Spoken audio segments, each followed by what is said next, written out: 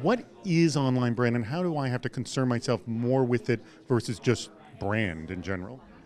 Well, so you're very discoverable now as an individual or as a small business or even as a corporation than you ever have been before. So the combination of search services like Google and also social networking services like Google+, like Facebook, like Twitter, like Pinterest, like Instagram, there's so many different endpoints and touch points that consumers or potential clients can have with you today. If you are first establishing your brand, it's a matter of establishing credibility online, and a lot of that comes from generating content. So if you have a blog, it's writing blog posts about your industry or writing blog posts about your product so that when people do search for you and they fall upon it, they see like, oh, this person's an expert, or this person really knows what they're talking about.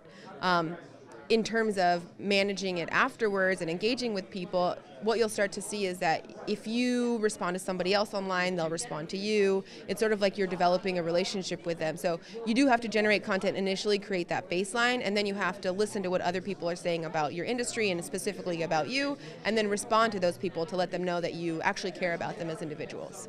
So I think online brand at the broadest level is anything that exists about a company, about a person on the web. So this is going to be Facebook, this is going to be Twitter, it's going to be blogs, it's going to be a website. But the tip of that iceberg is Google. So this is how people are originally going to access information about you.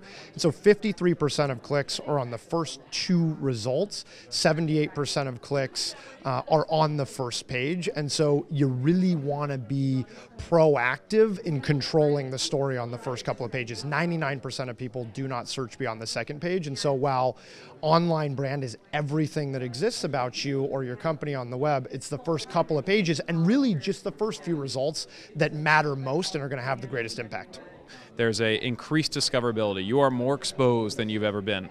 And so what does that mean in terms of your online brand and how you're represented? Well, I think we have to be more conscious of it today than we ever have been before. So that means what kind of trail are you leading in terms of the text you're writing online? What kinds of photos are being posted about you? What kinds of reviews are being written about you or your products or services? These things all matter today more than ever before as more and more audience moves online and moves into digital. The small businesses that we work with are most concerned about managing their reputation through the lens of review sites and really understanding the information that's appearing about them on review sites and wanting to know how they can manage that. People are making decisions based on review sites. There's some really staggering and interesting statistics about online reviews. So about 75% of people are conducting research on the web before they buy something, before they work with somebody new, whether that's a doctor or a lawyer. They're doing that research. 72% of consumers say that they trust online reviews as much as word of mouth. So whatever they're seeing is going to impact their purchasing decision. And then there's a Harvard Business Review study. There's also the Edmunds study that you referenced that says that a difference of an average star rating in the Harvard Business Review, if it goes up or it goes down, there's a 5 to 9% impact on revenue.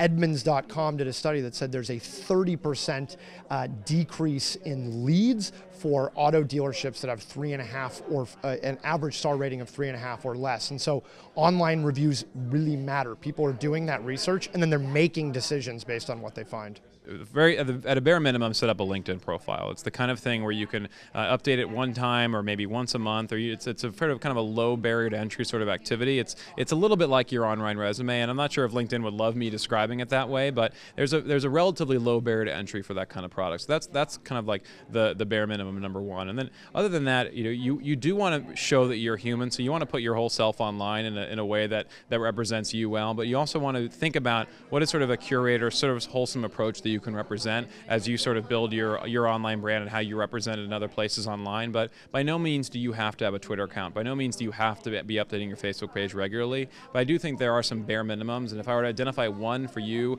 or for anyone who's a professional like a lawyer or a doctor, I think having a LinkedIn profile is just sort of a no-brainer. It's one of these things that is just so easy to set up and is you can extract a lot of benefit from it for a very low kind of upfront investment. The thing that I tell even my company is that this will require time. Social media does take time, it takes energy, so if you don't have any time to dedicate to it, it might be worth kind of either putting it off for a little while or starting your effort in just listening to what other people are saying. And you can do that really simply by doing a search on Twitter. You can go to search.twitter.com. Doing a search on Google, you have ways that you can set up Google alerts for your brand name and just get a feeling for either what people are saying about you specifically if you've already established your brand, or what people are saying about your competitors, or just what people are saying about your industry, so you have an idea of whether or not there even is a need for you to start participating. Explain how powerful getting involved in Google Plus can be for your business. Yeah, that's a great question. So right now, we're beginning to bring more and more and more of Google Plus into core search. And so Google.com is a massive online property. We have hundreds of millions of people visiting Google to do searches all the time. What we're starting to do is bring more and more of Google Plus into search. That means that the personalization, the way that you are represented on Google is by being active on Google Plus. So there is a benefit in search when you're active on Google Plus. So when we talk to businesses, when we talk to publishers, when we talk to individuals, we like to show them what are the tangible kinds of results you can expect. When you're posting images on Google Plus, those can show up in search. When you're posting on Google Plus about particular topics, they can show up in search. We're bringing Google Plus into news, into YouTube, into local, all these various touch points.